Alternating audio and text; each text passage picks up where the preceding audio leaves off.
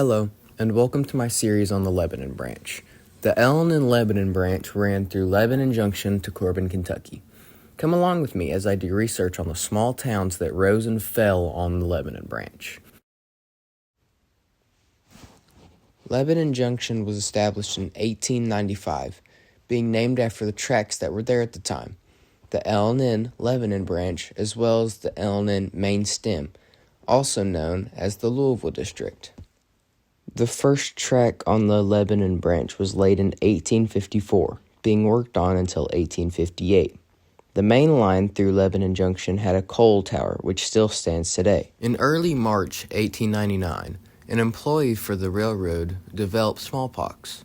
Smallpox was a very contagious disease, and the railroad workers' travels caused an outbreak from Lebanon Junction to as far as Corbin, Kentucky. The Board of Health was contacted and quarantine was implemented. Crazy how quickly a disease can travel, even by railroad. The Hawker Hotel, featured here, literally renovated the entire inside to assist in eradication of smallpox in this small town. The fire on May 24th, 1912, destroyed much of the business district, including a 3-story dry goods store, drugstore, clothing store, pool room, barbershop, as well as several residences. Despite the major destruction, the town rebuilt, and by the end of 1912 was a booming town once again. In 1937, Lebanon Junction suffered another form of destruction. The Ohio River rose to more than 50 feet above flood stage, which caused downstream flooding across Kentucky. Lebanon Branch was underwater.